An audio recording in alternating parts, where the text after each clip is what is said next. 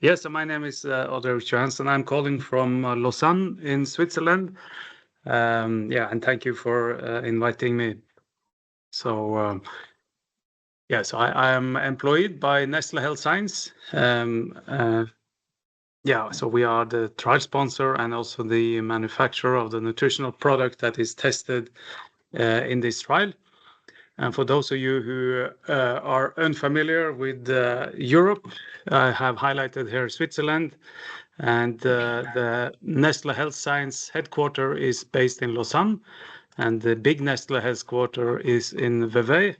And myself, I am from Norway, and the mountain here is a famous mountain at my birthplace, Torkat. So this is nice to view if you're ever visiting Norway. Yeah, so my question previously on the influence of alcohol was related actually to also this trial that we are doing, as Stephen was mentioning, and we are also very happy to have Stephen on the academic steering committee of this trial. And we are addressing the unmet medical need of trying to facilitate or improve cognitive performance in people with mild cognitive impairment. And as you probably know, MCI is an intermediate clinical state between healthy aging and dementia.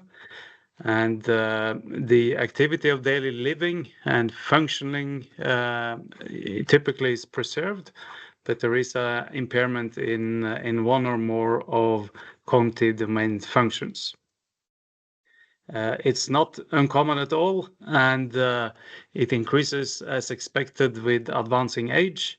And there was a recent meta-analysis that looked at prevalence also across hospital, nursing homes, communities, that reported overall that 1 in 5 of the elderly individuals were affected. There are no uniform diagnostic criteria currently for MCI, but they are more or less pretty aligned nevertheless. And I have listed here some of the approaches to establish this diagnosis. So it's a clinical diagnosis based on subjective cognitive decline, objective cognitive impairment, and relative preservation, as mentioned, of ADL. One of the challenges is that MCI may progress to dementia, and in some reports this has been estimated at 10 to 15% per year. But obviously this depends on a host of background factors and risk factors, and also is obviously higher in people at more advanced age. There are some very consistent risk factors when we're looking at the literature, like diabetes, impeded activity of daily living factors, advancing age, as mentioned. And then there are some other non-consistent factors that appear to increase risk. Not all reports suggest this. And then clearly there are also some protective factors.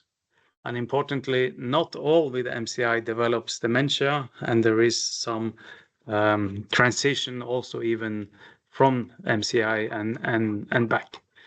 But clearly this potential increased rate of progressing to dementia is what drives company like ours to look for potential solutions and whether we can help people maintain cognitive abilities. This is a few-year-old practice guideline update from the US, and this is from American Academy of Neurology. They discuss what type of treatments that are effective for people diagnosed with MCI. At that point, they said there were non-approved FDA medication, but in the meanwhile, we have 2 which are approved for MCI related to Alzheimer's disease, but not for MCI in general. Nevertheless, they highlight lifestyle interventions, exercise training in particular. On the other side of the Atlantic, there is also position statement from the Academy of Neurology in Europe and the Alzheimer's Disease Consortium, where they discuss that medical treatment is indeed a holistic approach, also taking a host of other conditions into consideration, like management of concomitant conditions like depression, and healthy food habits, sleep hygiene, etc., all factors that may worsen a MCI condition. Meta-analysis and umbrella review papers looking at potential effect of dietary patterns or particular nutritional supplements have highlighted potential roles for B vitamins, omega-3 fatty acids, probiotics, but they certainly have limitations. Also, MCI interventions have been highlighted in this context, but overall in this particular study based on 43 papers, they said that more research is needed, and I think that's obviously what most such articles would conclude. We already had a very nice presentation on the potential role of ketones, and we already had this presentation of the energy gap that may potentially be closed with the provision of with the ketone-based therapeutics.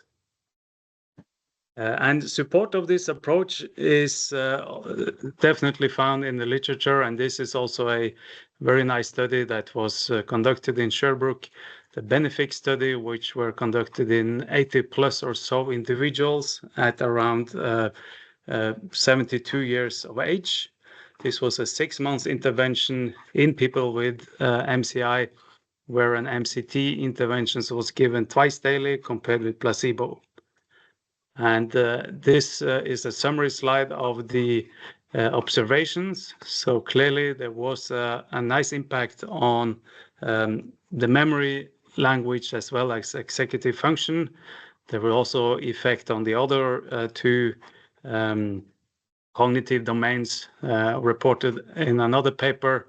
And you can see nicely how this really, the ketone levels were not, there were no tachyphylaxis over time. So you can see the blue lines even after 6 months. So nicely these the interventions contributed to a blood ketone response. We also, as mentioned in this umbrella review, there was a potential role of B vitamins highlighted, and this could be also of high interest because it's an important cofactor for a number of processes for the cerebral cells. So this meta-analysis looked at more than 7,000 participants across 21 trials and indicated that there could be a potential effect for global cognitive function.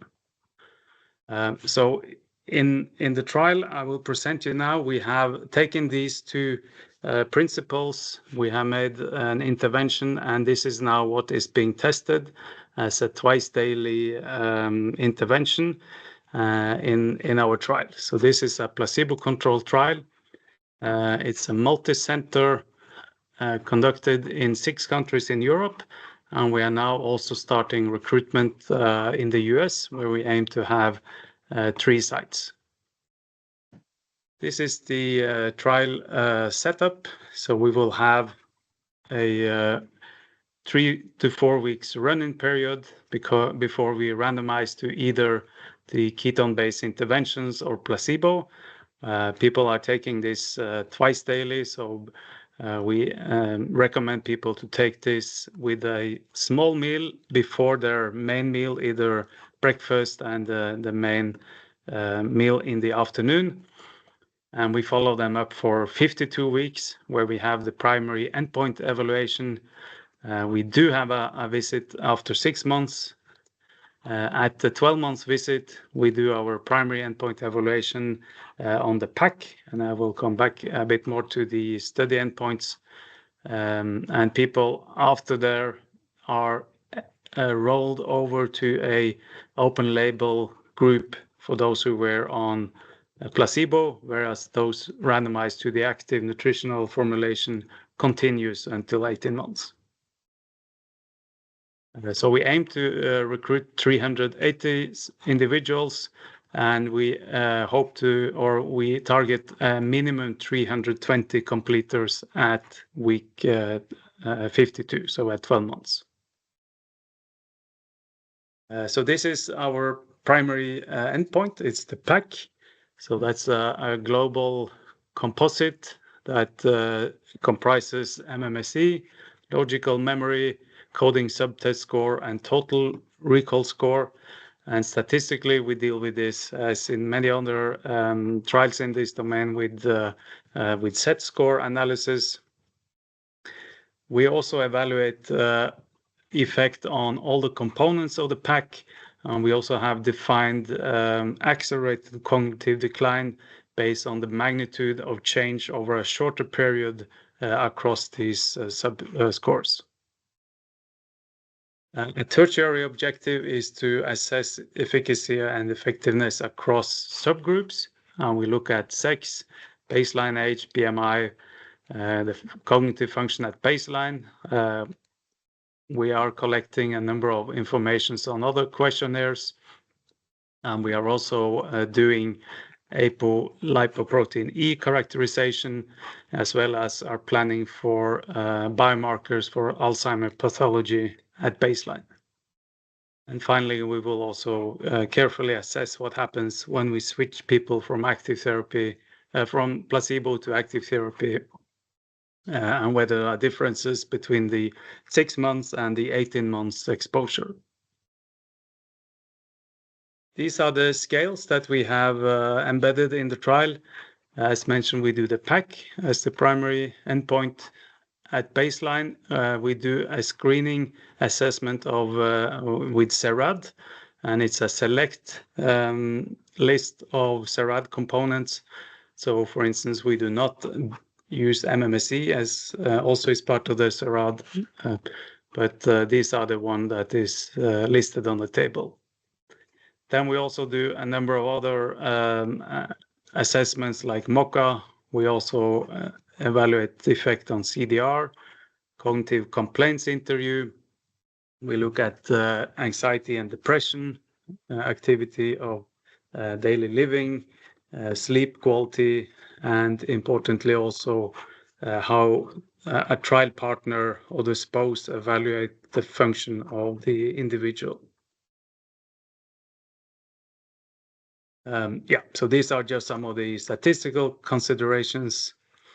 Again, we are looking to recruit and have 320 completers at month 12. The people we are looking for in this study are more than 60 years of age, and then they also need to have some degree or some type of memory complaint in the broader sense. So memory complaint is often the layman term, but it can also be domains that are not specifically related to memory, but certainly within the cognitive sphere. They also need to have a clinical diagnosis of MCI, aligned with international national standards for MCI diagnosis as listed. And for that reasons, we are really working with the expert centers in the field. So we're working with memory clinics, we're working with neurology outpatient clinics, geriatric wards, etc., that have people who have some worries about their cognitive ability being evaluated. So we also require that the clinical phenotype is compatible with Alzheimer's disease or insidious small vessel disease or a mixed AD-SVD etiology. So this means that people who have other etiologies for MCI based on this clinical phenotype will not be eligible for participation. So as mentioned, we do a subset of the CERAD battery, and this is just to ensure that we have some homogeneity in the population. We have not seen that this is really an issue in terms of qualifying for the trial, because these are quite liberal cutoffs. And we know that individuals for the trial are really diagnosed by the expert sites. Yes, so this is really some of the insights from for the CERAD. We know that CERAD varies also from country to country, so it's really difficult to make a very tailored cutoff for CERAD in this trial. Yes, again, MCI, we do not expect any impairment in activity of daily living, so this has to be normal. And as you may recall, if you look at the Lawton, this is higher for women than for men, because men are exempted for doing laundry work and some other household activities.